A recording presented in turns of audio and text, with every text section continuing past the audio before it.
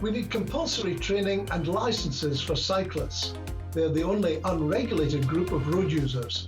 The changes to the Highway Code are too light on cyclists and too heavy on drivers. Anyone can leap on a bike and head out without any training, licence or insurance. If they commit a traffic offence like jumping a red light or riding on the pavement, they go unpunished. A driver would be fined or lose their licence. We need punishments for law-breaking cyclists, introduce a compulsory training programme for cyclists, like the old cycling proficiency test, and licences.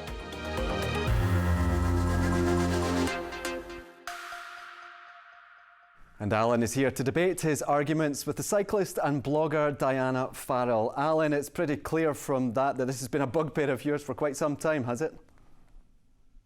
Well, to some extent. I'm delighted that cyclists are going out into the countryside, getting exercise, getting some fresh air and all that sort of thing. But I'm just worried that they're putting themselves and others at risk on the roads. They're the only group, as I mentioned there, they're the only group of people who can go on the road unregulated and without any training. Now, the roads are dangerous places. And it seems crazy that anybody can just jump on a bike, go out on the road and have no training whatsoever. Diana, can you see where Alan's coming from on any of this?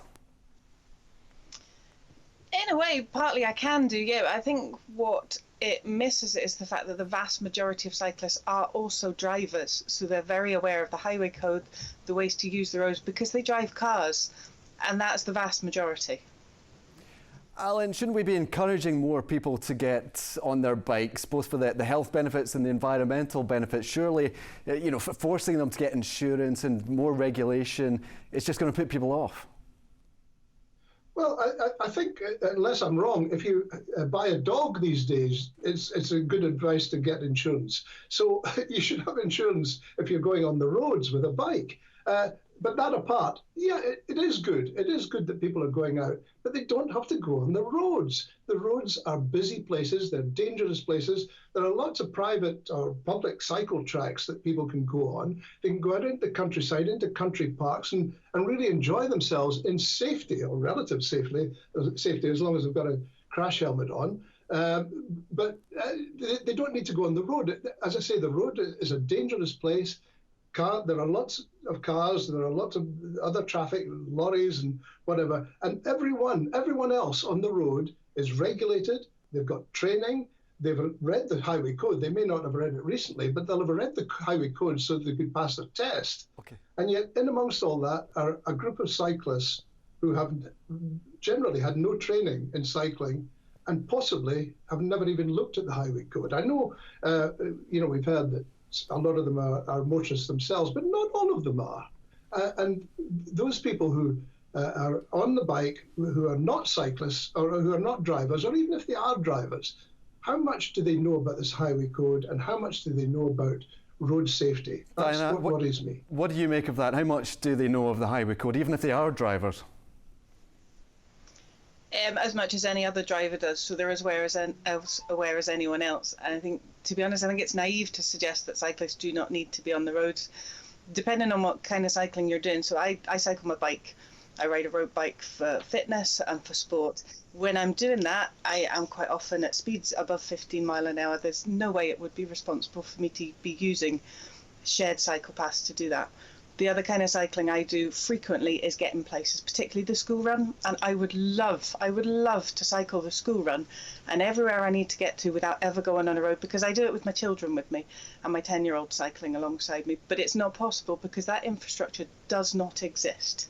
So there is no way for us to get to the places we need to go to without going on the roads. But the fact is, anyone can just jump on a bike and go anywhere on a road without any training, any licence or insurance. Should that be the case? I mean, shouldn't there be some kind of licence at least to ensure that people are safe on the roads, Diana? I'm not convinced that a licence would ensure that people are safe on the roads. Every driver on the roads has a licence. Not all of them are safe.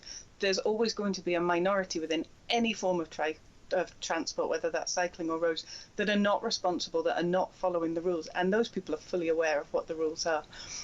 The fact that you need a license to drive a motor vehicle is more reflecting the damage you can do with a motor vehicle. I don't know the statistics offhand, but there are far, far more deaths and injuries on the roads every single year because of drivers or involving drivers, not cyclists. Alan, cars cause a lot more damage than bikes. Well, of course they do, but you know, if a bike hits you and when you're a pedestrian, you can be the subject of quite a bit of damage as well. But Diana hasn't answered the question about training.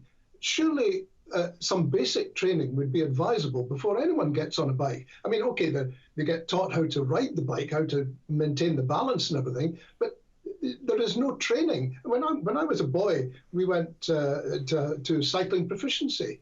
And on a private industrial estate, on a quiet industrial estate. And we got training on road manners, road safety, and that sort of thing. As far as I know, that doesn't happen now. Anyone can just jump on a bike and go out on the roads. And frankly, the prospect would terrify me. I have a bike, but I certainly wouldn't cycle on the roads. Diana, would you accept there would need to be some basic training? That does still exist, so it's not called cycling proficiency anymore, it's called bikeability. I don't know across the whole of Scotland, but certainly in Edinburgh the council aim to deliver that by primary 6 to all school children. My son started the first phase of that in primary 5 this year, and then they'll do the bit that goes out on the roads next year. So certainly across Edinburgh that is being delivered to children. I think there's absolutely scope for more support and more training for people to ride bikes. It's one of the things that I do, is to help run the British Cycling Breeze cycle rides for women. A lot of the women we take out, they have no confidence to ride on the roads and they're terrified of riding on the roads. And we teach them through taking them out on supported rides, how to ride safely, how to ride responsibly on the roads. And that's something that I would love to see expanded. So there is a lot more support for people in learning how to do that. But that's not through legislation, because people simply, that will put them off riding. It's through offering ways to support people. So you wouldn't like to see it mandatory, very briefly, Diana? I don't know how that could be done. And at the moment, it's offered across the schools, which is great. Like I say, in primary 6, my son has been riding to school with me since primary 4. And where we live with our catchment school, we're 2 miles away.